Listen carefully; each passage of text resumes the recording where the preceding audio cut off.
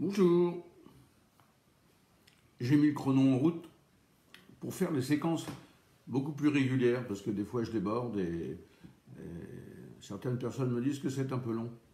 Donc on va faire des petites séquences de 8 minutes, puis on ira retrouver Carole qui nous attend de pied ferme et qui passera sa petite musique et on reviendra pour reprendre 8 minutes la suite de notre conversation.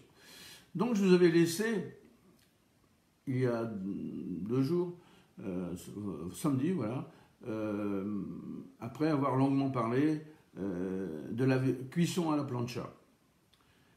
Et à la suite de ça, beaucoup de gens m'ont écrit, m'ont passé des messages en me disant pourriez-vous nous donner des conseils d'achat, des conseils un peu plus précis et un petit peu moins de généralité parce que c'est le détail qui nous intéresse. Alors, qui peut le plus, peut le moins. Et évidemment que je vais le faire.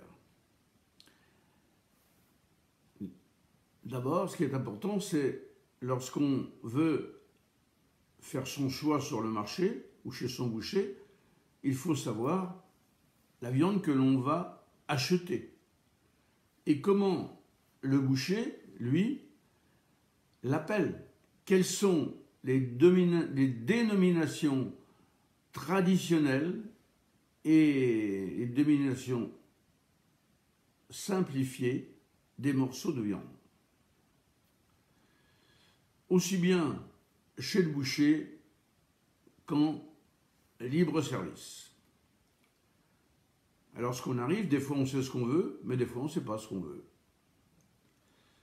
Alors, les viandes de boucherie, que sont les viandes de bœuf, de veau, d'agneau, de porc et chevaline, ainsi que les produits tripiers, qui sont les 5 produits de base que l'on peut trouver sur le marché, eh bien, peuvent s'acheter, bien sûr, en boucherie artisanale, ce que je conseille, en triperie, pour les produits tripiers, ou en grande surface, qu'on appelle des GMS. Ce qui n'est pas, comme chacun sait et qui a l'habitude de m'entendre, ma tasse de thé. Alors, quelles sont ces dénominations qu'on peut trouver?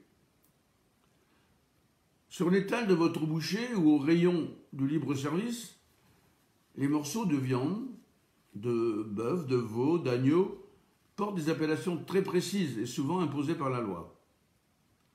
D'un côté, vous avez les dénominations traditionnelles, telles que la macreuse, le tendre de tranche, l'aiguillette baronne, et de l'autre, des dénominations simplifiées, et que vous connaissez, que sont le rôti, le steak, l'entrecôte, le bourguignon, etc., etc. Alors chez votre boucher, la viande, c'est son métier, et souvent depuis longtemps. Il a commencé comme apprenti, il est devenu ouvrier, et puis il est devenu chef ouvrier, et puis il est devenu patron. Alors avec votre boucher, la viande, eh bien, c'est d'abord son choix, à lui. Et donc, il sait ce qu'il a acheté. Il sait d'où ça vient. Il sait comment elle a été nourrie. Et il sait donc ce qu'il doit vous vendre. Et au niveau des appellations, en principe, le boucher, par principe, eh bien, conserve les appellations traditionnelles. Alors, pour le boucher, n'hésitez pas à vous laisser guider pour découvrir les richesses de la viande de bœuf, de veau ou d'agneau. Par contre, où je suis moins d'accord, c'est qu'il vous donne des conseils de cuisson. Parce que ce n'est pas sa spécialité. C'est comme si moi, je vous donnais des conseils sur le bœuf dans les champs. Hein, je n'y connais pas suffisamment pour vous donner de bons conseils. Alors j'aime bien faire cette différence. Alors, à griller, à poêler, à rôtir, à braiser, à bouillir, qui sont les réalités traditionnelles que l'on trouve en cuisine, votre boucher saura trouver le morceau le plus adapté à votre recette et à votre budget. Et en plus, il vous connaît bien, car vous êtes client depuis longtemps, ou vous allez le devenir, eh bien, il saura ce que vous aimez, plus gras, moins gras, etc. Et si par hasard, vous manquez d'inspiration pour une occasion particulière, il aura toujours une idée à vous proposer. Mais attention, en cuisson, je ne suis pas d'accord avec lui pour bien des raisons. Alors, pour en savoir plus sur les morceaux de bœuf,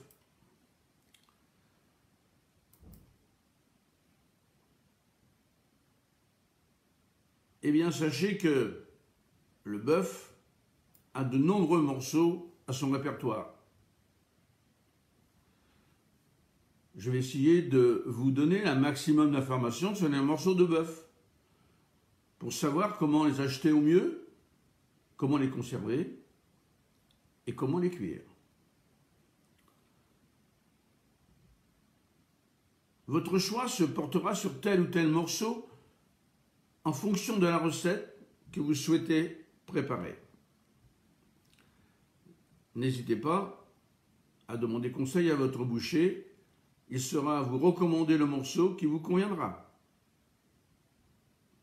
Il saura vous guider, peut-être vous faire changer d'avis. On distingue d'un côté les morceaux à griller, à poêler ou à rôtir, et de l'autre, les morceaux à mijoter, que ce soit à bouillir ou à braiser. Dans le premier cas, texture et intensité du goût seront les critères à retenir. Dans le second cas, saveur et moelleux, après une longue et lente cuisson, seront déterminants. D'où l'intérêt de manger un morceau maigre et un morceau plus gras et gélatineux, comme le paleron, la macreuse, le gîte.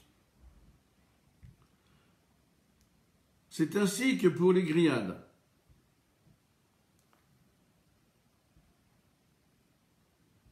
Et alors, c'est ainsi que pour les grillades ou les rôtis, les morceaux du dos comme le filet, les rumsteaks et les faux filets sont tendres, tandis que ceux de la cuisse sont des morceaux peut-être plus goûteux, un peu plus gras et un peu plus fermes. Des morceaux comme le tendre de tranche, le merlan ou la poire sont un compromis intéressant pour allier à la fois la tendreté et le goût. Le boucher a ses morceaux préférentiels. On appelle ça les morceaux du boucher, car la tradition veut que le boucher les réserve aux vrais amateurs de viande. Leur nom peut être poétique, intrigant, voire exotique, mais il est toujours évocateur d'un morceau précis. C'est pourquoi il est bon de les connaître. Araignée, poire, hampe, merlan, onglet seront satisfaire les gourmands les plus exigeants. Eh bien, les 8 premières minutes que nous sommes ensemble sont terminées. Et j'entends déjà Carole qui piaffe d'impatience pour nous faire écouter la belle musique qu'elle a choisie, comme d'habitude, bien entendu. Bonjour Carole, charmez-nous maintenant, c'est à votre tour. Je vous reprends dans quelques minutes. À tout de suite.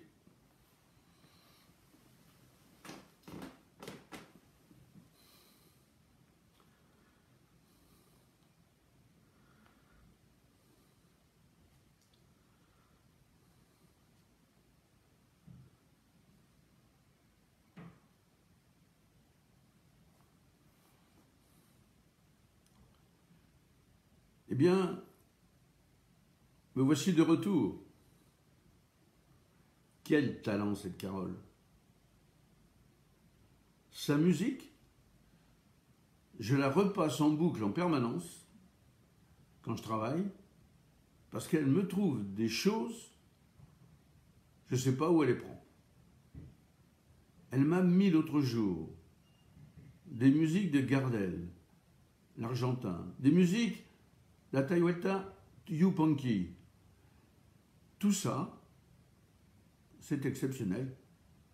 Je ne sais pas où elle va les chercher, mais elle doit faire quelques voyages secrets, sans me le dire. Hein, Carole? Bon, allez, je remets ma minuterie en route pour rester dans les temps et nous allons continuer sur le choix de nos morceaux. Alors, pour savoir choisir son morceau en libre service, oh, je ne sais même pas si je dois vous en parler, mais comme je me suis juré de tout vous dire, eh bien je vais le faire. Ne soyons pas sexistes envers la viande et les supermarchés. On trouve malgré tout quelque chose de nouvel au rayon boucherie, libre-service des supermarchés, des grandes surfaces. La viande se met enfin à parler le même langage que vous, que moi et que notre boucher. Des noms de morceaux plus clairs. Le potentiel de qualité qui s'exprime par des étoiles. Le mode de cuisson conseillé. Hier, on vous disait rond de tranche affranchi. Aujourd'hui, on vous dira steak à griller. C'est quand même un petit peu plus clair et on sait où on met les pieds. Et avec les nouvelles étiquettes obligatoires, choisir sa viande n'aura jamais été aussi simple. C'est pas pour ça que la viande sera meilleure et qu'on peut savoir d'où elle vient réellement. Je dis bien réellement. Est-ce qu'elle a mangé? De nouvelles indications sont apparues sur les étiquettes. Avec ce nouvel étiquetage, choisir ce morceau de viande au rayon libre-service pour en tirer toujours la satisfaction à la dégustation, c'est plus simple. Ça ne veut pas dire que c'est meilleur. Mais c'est un effort qu'il faut signaler et qu'il faut encourager. En effet, de nouvelles indications ont remplacé les dénominations traditionnelles sur les étiquettes. Des barquettes de viande de bœuf, de veau ou d'agneau. Sur ces étiquettes, vous trouverez désormais 3 informations essentielles et tout de suite identifiables pour vous guider dans votre choix de viande. Par exemple, des noms de morceaux beaucoup plus clairs. Tente de tranche, poire, araignée, dessus de palette, nerveux de gîte. Pas très parlant, n'est-ce pas? Même moi, si je ne connaissais pas bien les viandes, mais quand j'étais jeune apprenti, je nageais quand je voyais ça. Désormais, des noms peu connus sont rassemblés sous des noms génériques, beaucoup plus évidents. Steak, rôti, bourguignon ou pot-au-feu, escalope. Et quant aux morceaux les plus connus et identifiés, ils continuent d'apparaître sur leur nom usuel d'autrefois, filet, faux filet, rumsteak, entrecôte. Donc choisir un morceau de viande aujourd'hui dans ce qu'on appelle les GMS est devenu simple comme bonjour. Un simple coup d'œil suffit. Pourquoi? Eh bien, tout simplement parce que de nouvelles choses sont apparues, de nouvelles indications. Et il s'exprime, ce niveau de qualité sur l'étiquette, par un nombre d'étoiles de 1 à 3, définis sur la base de critères objectifs et déterminés par des experts. Ce niveau de qualité correspond au potentiel de tendreté du morceau pour les morceaux à griller ou à rôtir, au potentiel de moelleux et de gras du morceau pour ceux qui sont à mijoter. Et donc, un seul coup d'œil suffit pour savoir et ne pas se tromper dans son choix. Ce qui d'ailleurs n'a rien à voir avec la propre qualité de la viande et la façon de la cuire. Façon de la cuire, on va en parler tout de suite. Mode de cuisson conseillé. eh bien, chaque morceau de viande a sa préparation, bien sûr. À griller. Pour griller ou poêler une viande, il faut d'abord des ustensiles et que la poêle soit bien chaude. Pour saisir la viande, on l'a déjà vu. Et qu'une croûte protectrice se forme. Les sucs sont ainsi enfermés et la viande bien irriguée, car le sang qui fuit les sources de chaleur va chercher un petit trou pour s'échapper. Mais si c'est bien, la croûte est bien faite, il ne pourra pas. Et comme c'est lui qui entraîne les goûts et les saveurs, eh bien, la viande sera bien irriguée, elle sera tendre et juteuse. C'est un petit secret. Et rappelez-vous, après on la laisse se reposer et on la reprend. Selon les espèces, les temps et degrés de cuisson sont différents, évidemment. On n'aura pas la même cuisson pour une araignée, qui fait même pas 1 centimètre d'épaisseur, que pour une entrecôte ou une côte de bœuf. Pour les grillades, et ça je vous l'ai déjà dit, huilez le grill à l'aide d'un pinceau ou massez légèrement la pièce de viande avec un filet d'huile. Elle appréciera. La bête est morte. Mais la matière organoleptique se compose de molécules qui ont un centre nerveux végétal et donc qui reçoit les agressions au même titre que si la bête était vivante. Quand vous mettez un steak dans une poêle, le steak va se tordre de douleur. Et il va se tordre pour essayer de se protéger. Vous l'avez tous remarqué. En voici la raison. Pour être parfaitement grillée, eh bien la viande saisie doit grésiller au contact de la chaleur. Si elle ne le fait pas, c'est que la poêle n'est pas assez chaude. Et rappelez-vous ce que je vous ai dit, pour cuire une viande, pour la première partie, un côté, 2 côtés, on croise la viande, 3 côtés et 4 côtés. Comme ça, on l'aura bleue. On la laisse se reposer et on la réchauffe légèrement lorsqu'on veut la reprendre. On le fait 2 fois pour l'avoir saignante, 3 fois pour l'avoir à point, 4 fois pour l'avoir bien cuite. Enfin, saler et poivrer en fin de cuisson, car le sel, qui est du sodium, va faire sortir le sang de la pièce. Donc, évitez ce geste-là qui va vous faire perdre du sang dans la pièce, ça sera en moins dans le goût. Et surtout, pour retourner une pièce de viande, utilisez une pince. Ne piquez pas la viande avec un diapason ou une fourchette. Vous faites un trou. À quoi ça sert de cautériser la viande si après vous faites des trous dedans?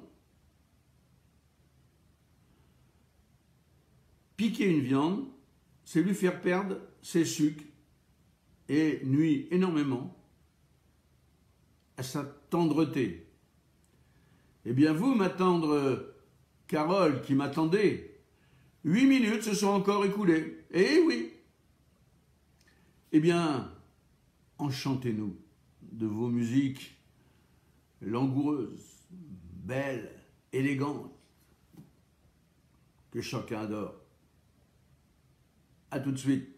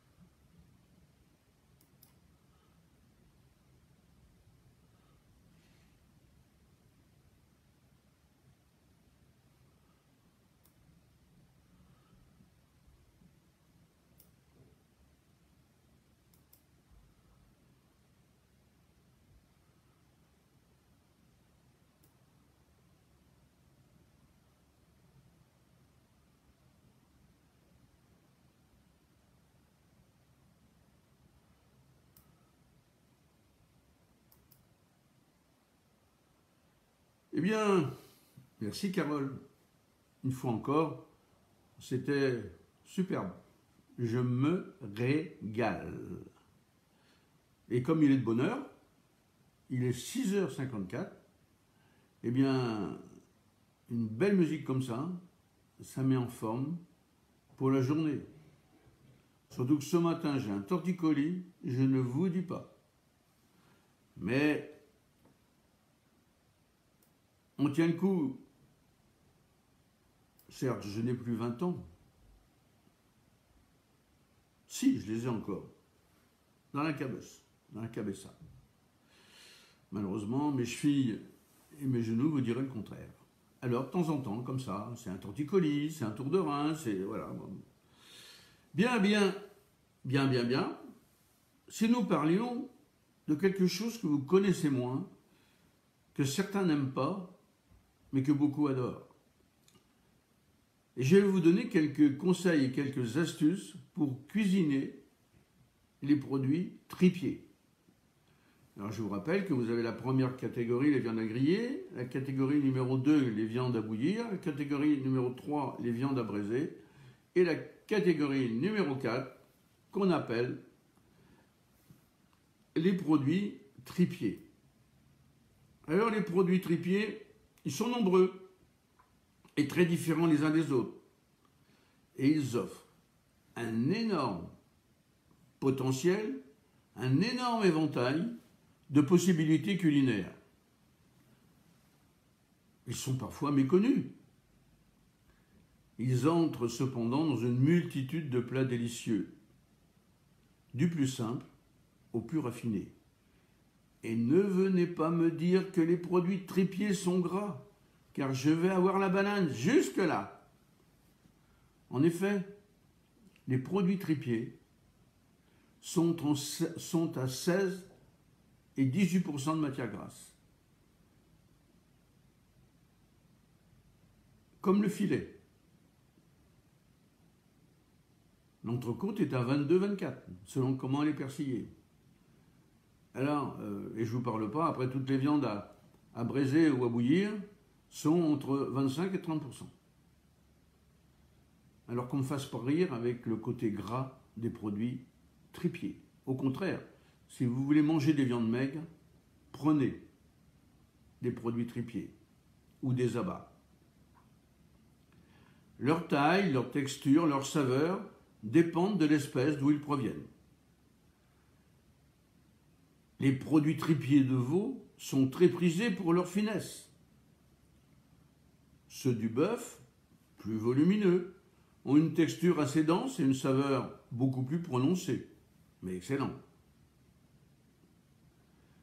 De petite taille, les produits tripiers, d'agneau par exemple, sont tendres et cuisent très rapidement. Qu'est-ce qu'on peut faire avec ces plats délicieux ?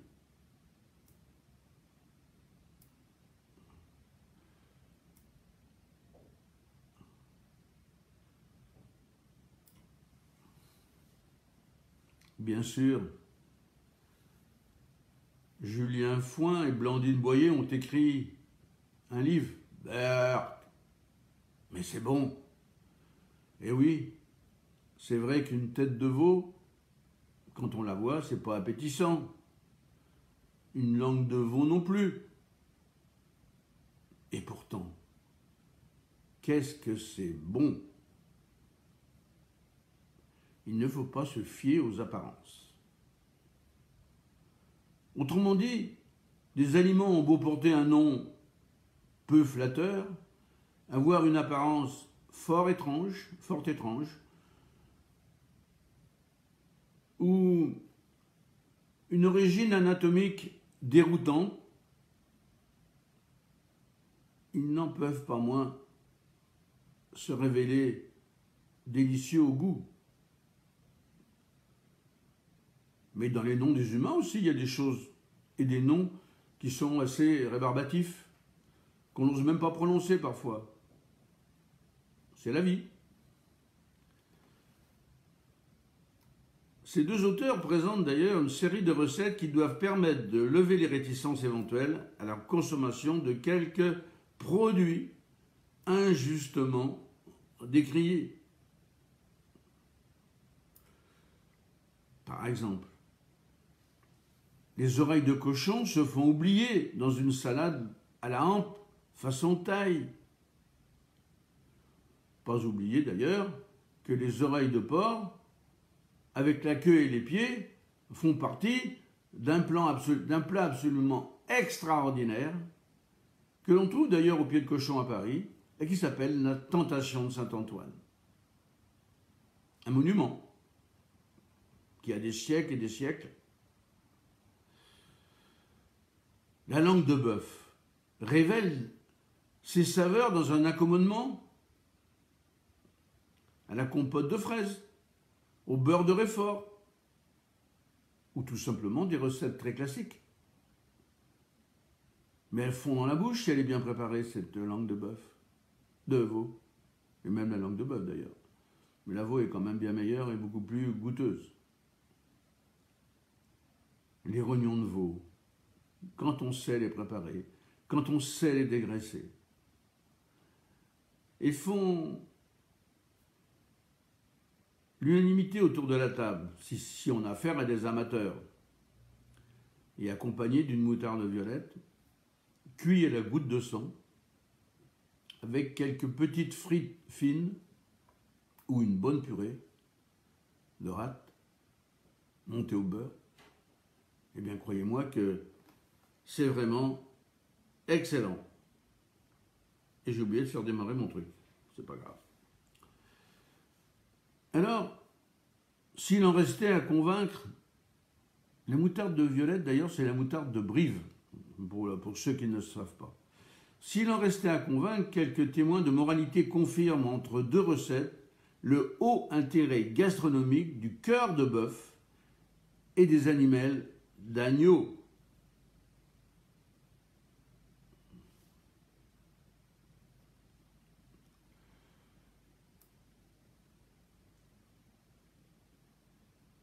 De nombreux gens connus, amoureux de cette cuisine, racontent leurs histoires à table et font déguster ces fameux plats dans des tables parisiennes très prisées. Demorand, par exemple, raconte comment il a surmonté sa réserve à l'égard de la viande chevaline, après avoir goûté un carpaccio dans un restaurant italien réputé à Paris. Il avoue en avoir repris 2 fois. Dans cette anthologie des produits peu engageants, les produits tripiers de bœuf, de veau, d'agneau et de porc sont sublimés.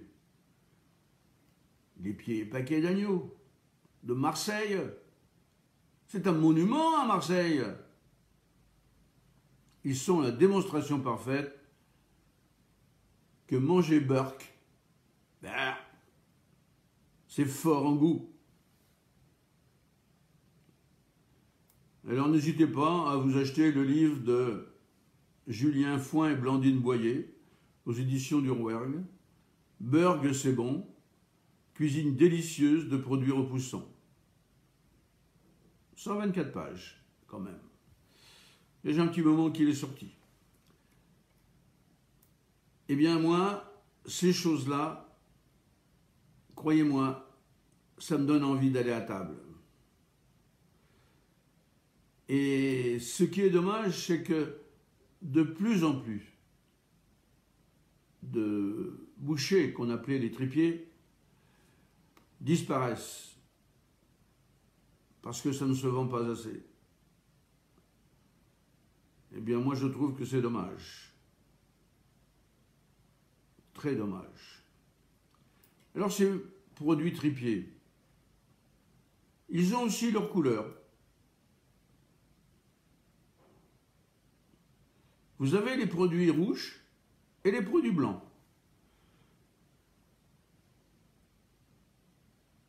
Et contrairement à ce que l'on pourrait croire, les rouges ne se distinguent pas des blancs par leur couleur. Les produits tripiers rouges sont vendus tels quels, crus, et n'ayant subi que les parages indispensables à la vente. Ils peuvent être rouges comme le foie, les rognons, le cœur, la langue, les joues, la queue, la hampe ou l'onglet. Et oui, la hampe et l'onglet sont des produits tripiers. Les produits blancs sont ceux que le tripier échaude et blanchit, parfois cuit, ce qui leur donne une couleur blanche, ivoire, et vous éviteront de fastidieuses préparations de très longue cuisson. Ce sont l'estomac, les pieds ou la tête de veau.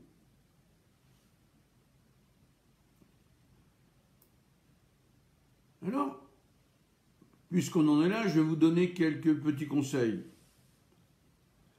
Il est essentiel d'associer chaque produit tripier à un mode de cuisson qui le met en valeur. Naturellement tendre, la plupart des produits tripiers, le cœur, le foie, les riz et les rognons se font poêler ou griller rapidement. Les autres, comme la langue, nécessitent un temps de cuisson d'1 heure, 1h30, voire 2 heures. Et s'accompagnent de sauces onctueuses, généralement préparées, avec le liquide de cuisson. À l'achat, ça s'achète à l'œil.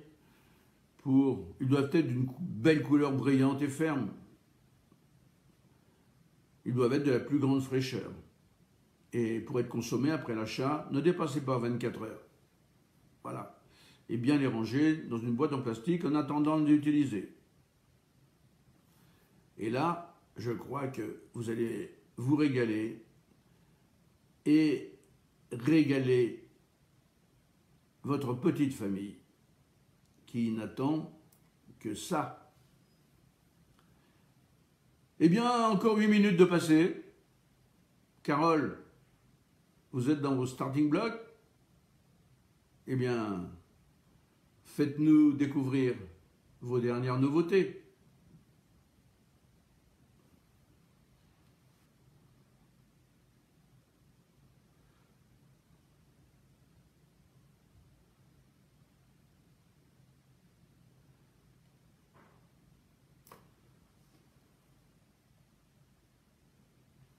Eh bien, Carole nous a, une fois de plus, enchanté avec ses musiques qu'elle affectionne tout particulièrement.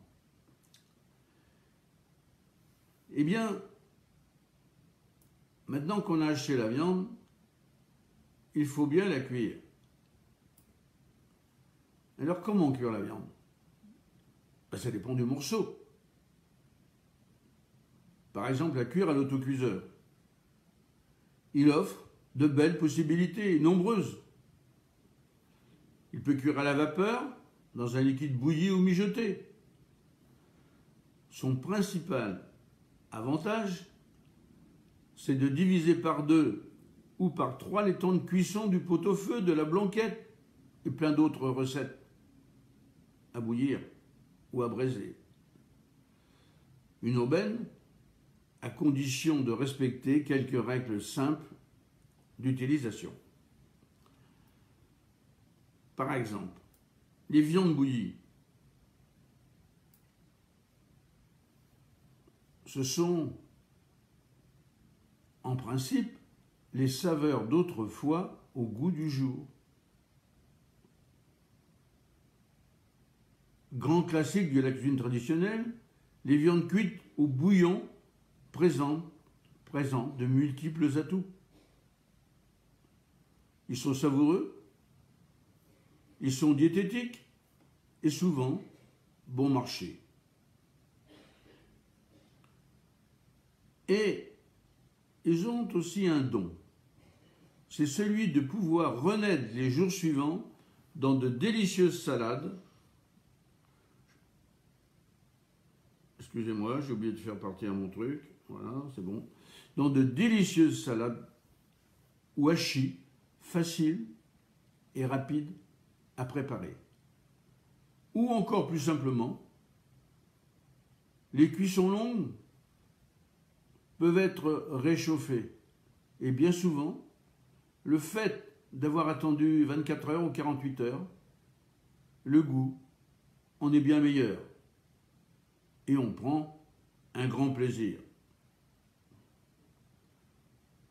Si on veut faire un rôti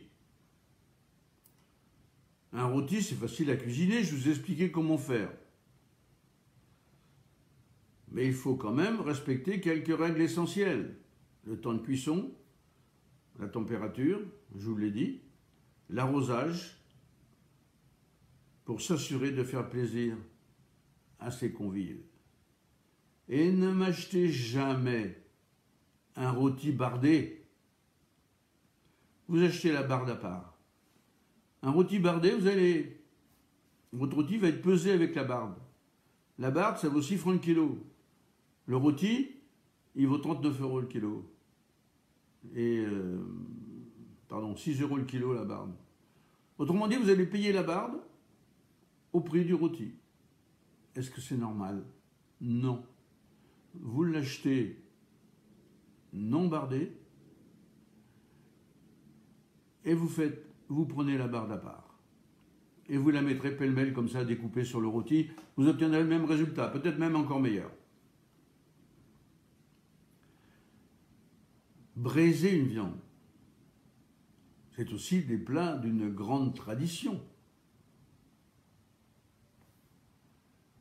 Comme le bourguignon, avec les premiers froids, et Dieu sait si on est servi ce matin, renaître ou faire renaître l'appétit pour les plats mitonnés, bourguignon, sauté, navarin, ragoût, daube. Les variantes du braisé sont innombrables et permettent d'accommoder de nombreux morceaux de toutes les espèces, du bœuf, du veau, de l'agneau, du porc et même les produits tripiers. Un bon ventre de veau. Oh là là là là. Un bon ventre de veau à l'angérienne. Recette de Saint-Jean-de-Gély. Du Poitou-Charentes à la Saintongeaise, chez Ragoulbonnaise, ce pâtre charentais, qui animait les mariages, les soirées, les bals, les fêtes, les foins et tout ça. Le ventre de veau, un monument. Pas du tout connu. Mais pour les amateurs de produits tripiers, et de tripes en général, faites un ventre de veau. Eh bien, je peux vous dire que les gens que vous aurez invités à le déguster deviendront vite des aficionados de votre cuisine.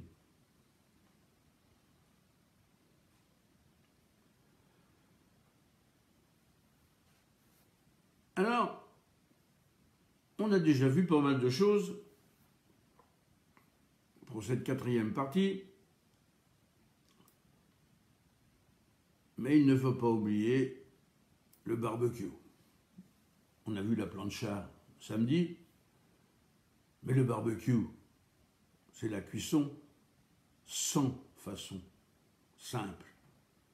Le barbecue perpétue la tradition séculaire de la cuisson à la braise, et elle existe depuis que le monde est monde. L'appareil est adapté à la vie moderne, aujourd'hui, mais une cuisson au barbecue réussie suppose le respect de certaines règles. On en savourera d'autant mieux toutes sortes de viandes et de préparations.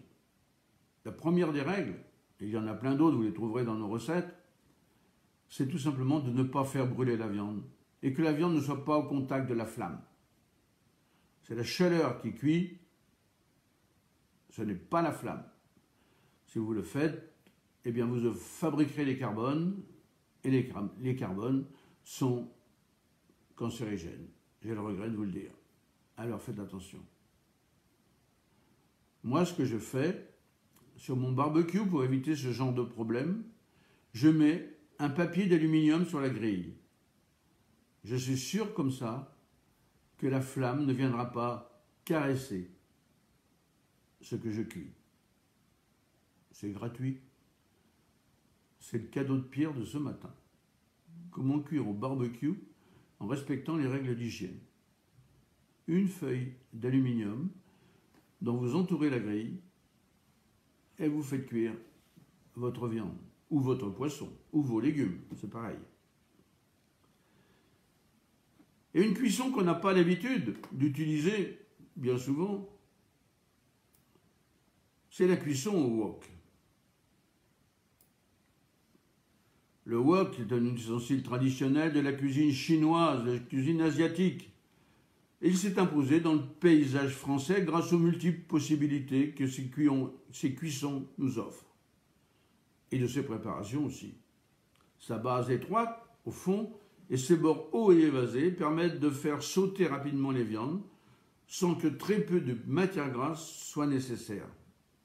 Mais le wok a bien d'autres ressources et le nombre de recettes au wok que nous faisons sur nos pages devrait vous satisfaire au plus haut point. Et puis il y a, et c'est nouveau également, cuire la viande à basse température, comme je vous l'ai expliqué. La cuisson à basse température n'est pas seulement l'apanage des grands chefs. Avec un bon four et un simple thermomètre et une sonde, c'est une solution simple pour réussir des plats moelleux, juteux et savoureux.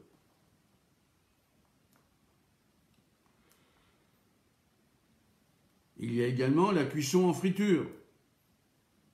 Outre la traditionnelle fondue bourguignonne, la cuisson en friture offre d'innombrables possibilités et recettes de viande panée par exemple, de beignets en boulettes. Et moi ce que j'adore, c'est les tempuras. Alors vous savez qu'il y en a des possibilités. Et moi j'en ai plein d'autres. Est-ce que je dois vous les donner? Eh bien oui, mais on en parlera, si vous le voulez bien, dans notre 5e tiers-temps, c'est pas des tiers d'ailleurs, dans notre 5e façon d'apprendre la cuisine, comme je le fais ce matin, et je vous renvoie vers notre disque jockey. Elle s'appelle Carole Petithomme. C'est elle qui a créé notre site internet Recettes et Terroirs. Et croyez-moi, je souhaite à chacun d'avoir un employé ou une employée de cette qualité. Et je ne la remercierai jamais assez de m'aider avec autant de professionnalisme et de talent. Voici Carole et ses musiques.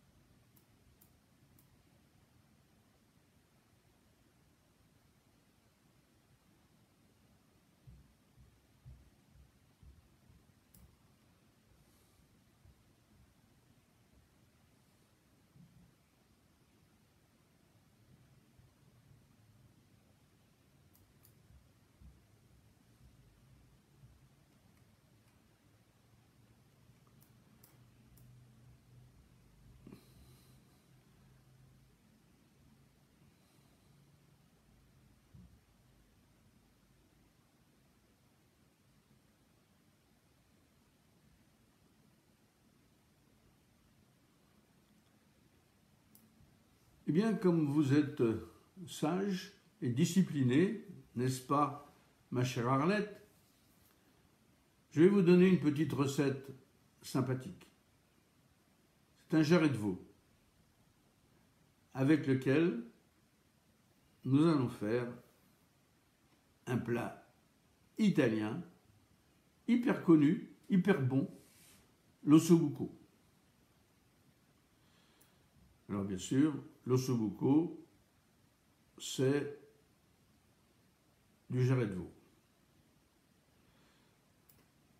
Le veau, c'est la garantie de recettes appétissantes, surtout si vous prenez du veau blanc, c'est-à-dire un veau jeune, tout jeune. C'est la garantie de recettes appétissantes, légères et originales pour célébrer dans l'assiette la fin des frimas souvent et le retour des beaux jours. Mais ce n'est pas encore le cas. Alors, pour 4 personnes, prenez vos crayons. J'ai tout mon temps.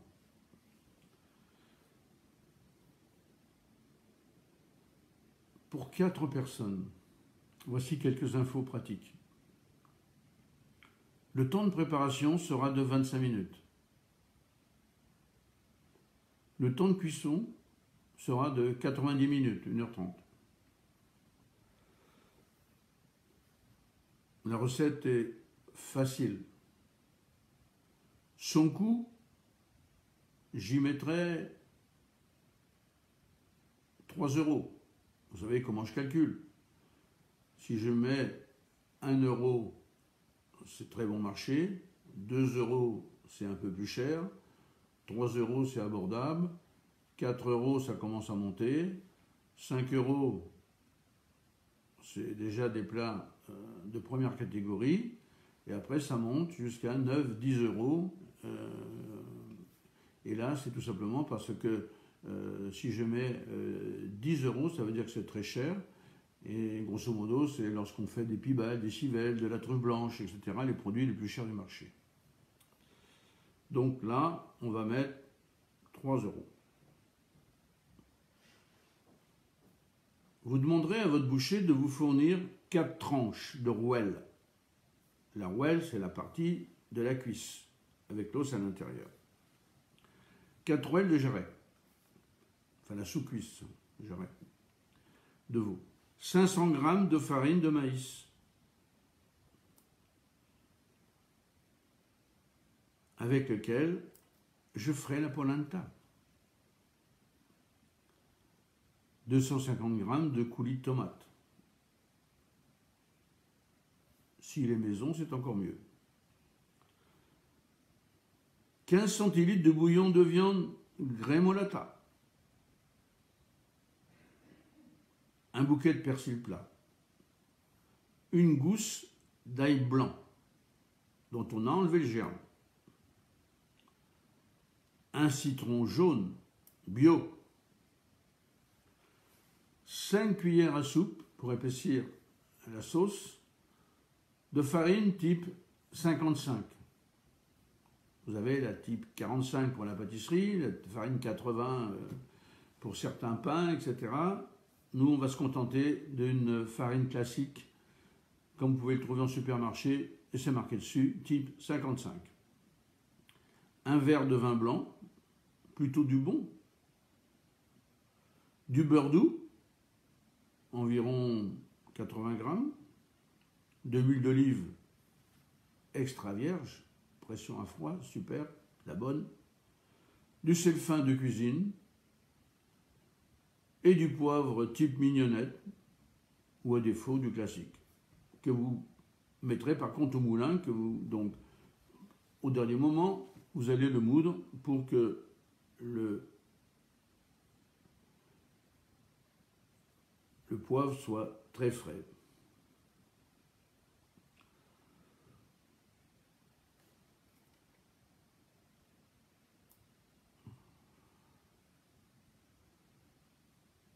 Alors, nous avons nos ingrédients. Nous avons notre cocotte pour faire cuire. Alors, nous sommes prêts pour cuisiner.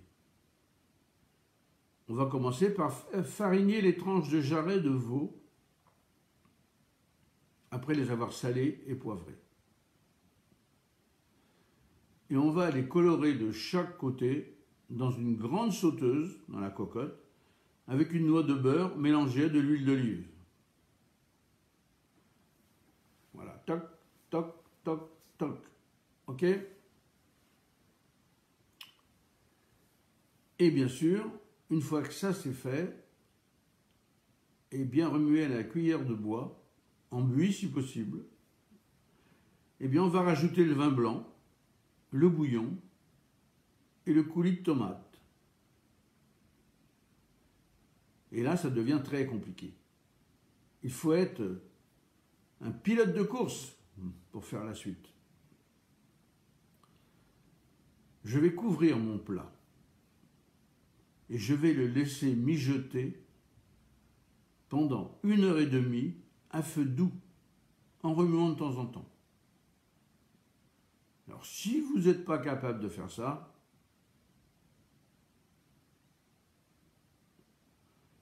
soit vous changez de mari, soit le mari change de femme. Je plaisante.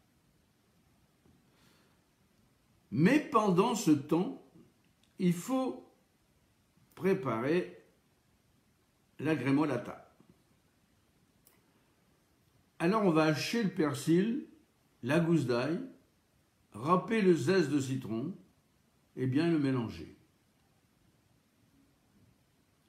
Et on va préparer une polenta. Dans une casserole, on fait bouillir 2 litres d'eau salée avec 2 cuillères à soupe d'huile d'olive. On va rajouter la farine de maïs et cuire 20 minutes en mélangeant à la cuillère en bois. Carole nous salue. Bonjour Anne-Marie, comment allez-vous?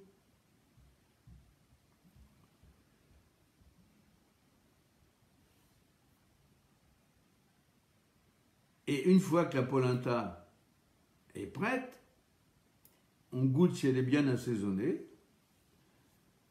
Pendant ce temps-là, bien, l'ossobuco aura eu le temps de cuire largement. Eh bien, on va le servir, cet ossobuco, nappé de son jus de cuisson et parsemé de grémolata avec la polenta.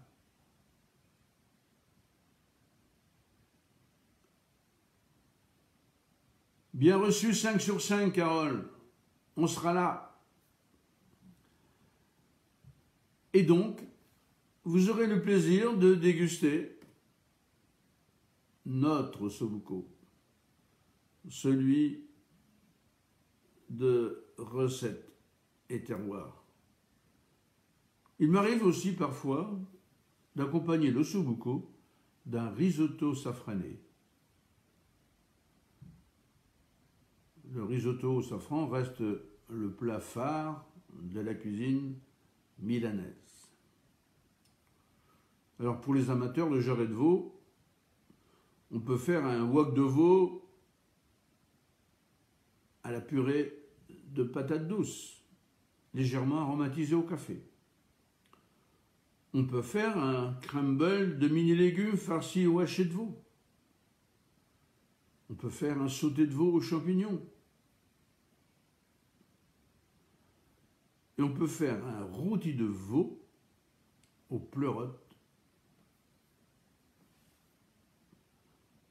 qu'on trouve sur les marchés actuellement. Ou des pâtes au veau et au citron. Alors, des recettes, c'est pas ce qui manque.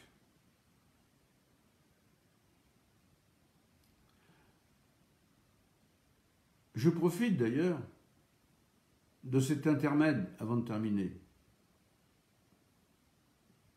Nous grossissons à vue d'œil. Et nous sommes débordés. Ce matin, j'ai attaqué à 3h15. Alors, nous cherchons des gens qui peuvent travailler avec nous. On a besoin d'animateurs pour notre radio. Et ce, dans toute la France. On a besoin d'animateurs et des gens qui vont travailler sur notre télé. Les deux sont ouvertes, elles fonctionnent. Vous allez sur Recettes et Terroirs, vous entendez la radio. Vous pourrez même entendre Pinocchio qui vous raconte des histoires. Nous avons besoin de commerciaux. Parce que nos investissements, ça nous tire sur la peau, et si on n'a pas des commerciaux qui nous trouvent des partenaires, on ne pourra faire que 50% de ce qu'on a envie de faire. Nous avons besoin aussi de personnes qui connaissent les réseaux sociaux pour qu'on puisse partager ce que nous faisons sur nos pages et le faire découvrir. Nous sommes prêts à embaucher tous ces gens en télétravail de chez eux. Alors, qu'on ne me dise pas qu'il y a du chômage. Personne ne nous appelle. Alors pour ceux qui nous regardent, s'ils ont des amis dans le besoin, sérieux, courageux, qui ont envie d'évoluer avec nous et de faire des choses,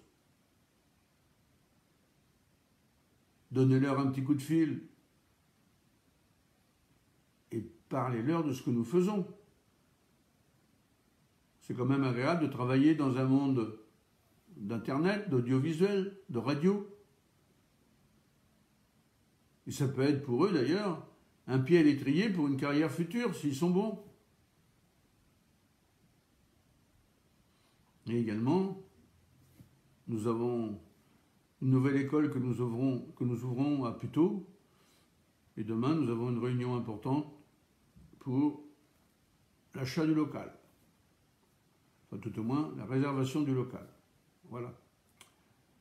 Après, il faudra l'installer. Alors, pour ça, on a besoin de main-d'œuvre. De gens compétents du métier ou pas. Ceux qui connaissent l'informatique, bien ça nous intéresse. Mais ceux qui ne les connaissent pas, les gens, ça se forme. Nous avons des gens pour le faire. Alors, si vous avez envie de travailler, c'est pas en mettant un gilet jaune que ça vous donnera du travail. Par contre, si vous venez nous voir, vous ne savez pas où vous adresser. Eh bien, c'est très simple. Notre amie Carole l'inscrira sur... ou le notera quand elle va faire son montage. Mais je vais déjà vous le donner. Vous m'appelez au 06 66 57 15 18.